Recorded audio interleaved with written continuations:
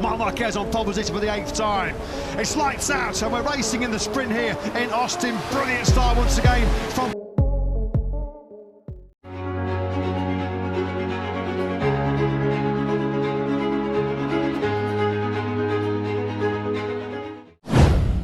Jadi juara dunia saat tak ada Valentino Rossi dan Marc Marquez, Francesco Bagnaia hadapi standar tinggi untuk lalui masa sulit.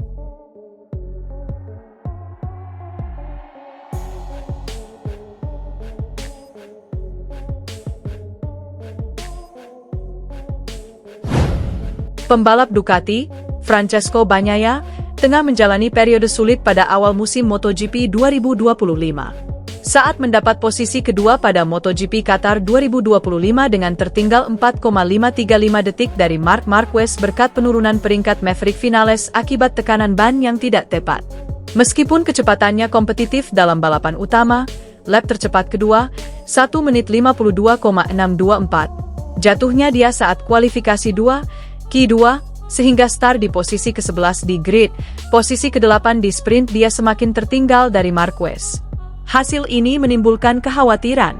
Pengamat MotoGP, Richard Joffe meskipun bersyukur bahwa Pecco tengah menjalani masa sulit, menyoroti kemampuan pembalap Ducati tersebut untuk bangkit kembali di masa krisis.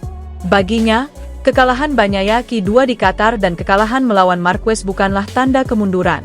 Hal tersebut melainkan hasil dari seorang pembalap yang mengerahkan seluruh kemampuannya di lintasan untuk membuktikan kehadirannya setelah kualifikasi yang buruk. Ia menilai bahwa kesalahan ini adalah harga yang harus dibayar bagi seorang pembalap seperti Bagnaia yang terus berupaya meningkatkan performanya dan melampaui batas kemampuannya. Ia juga menekankan bahwa perkembangan Pecco pada balapan Minggu, dengan kecepatan yang lebih baik dan performa terbaiknya, menunjukkan bahwa ia mampu bangkit kembali dengan cepat. Joffe tetap yakin bahwa Bagnaia akan mampu menemukan level terbaiknya dan bahwa ia akan terus berjuang untuk meraih gelar, bahkan melawan Marquez di momen yang hebat. Pecco Bagnaia harus menerima kenyataan bahwa ia menghadapi Marc Marquez terbaik sepanjang sejarah, kata Joffe dilansir bolasport.com daripada Kipi.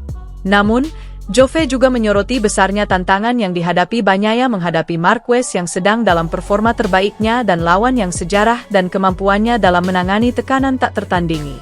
Menurutnya, selama Bagnaia terus berjuang, masih ada peluang baginya untuk kembali ke perebutan gelar juara.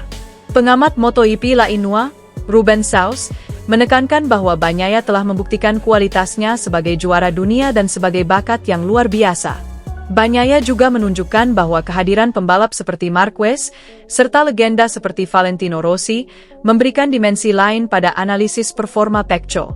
Saya tidak ingin mengambil pujian dari Bagnaia karena ia membuktikan bahwa ia adalah juara dunia, bakat besar, balapan gila, ujar Saus. Tetapi, Marquez tidak ada di sana, Valentino Rossi tidak ada di sana, para pembalap hebat dalam kategori ini dalam 20 tahun terakhir tidak ada di sana. Pada MotoGP 2022 dia bersaing dengan Fabio Quartararo, Yamaha, sementara pada 2023 dan 2024, rival terdekatnya adalah Jorge Martin. Saat itu, Rossi sudah pensiun dan Marquez tengah terpuruk bersama Honda dan tengah menyesuaikan diri sebagai pembalap satelit Ducati di Gresini. Saus juga mencatat bahwa ia belum pernah melihat Bagnaia menderita begitu banyak, terutama selama sprint race di Qatar di mana ia menemukan dirinya dalam kesulitan. Menurutnya, Bagnaia tidak menunjukkan ketahanan yang hebat di saat ia seharusnya bersinar. Situasi seperti ini menunjukkan bahwa tekanan semakin meningkat pada pembalap Ducati. Standar telah ditetapkan lebih tinggi untuk Bagnaia dan bahwa ia sekarang harus membuktikan bahwa ia dapat mengatasi masa-masa sulit ini dan mempertahankan level juaranya. Balapan berikutnya pada MotoGP Spanyol 2025, 25 hingga 27 April akan sangat penting untuk melihat apakah Bagnaia bisa kembali ke levelnya dan mengambil alih pimpinan dalam klasemen.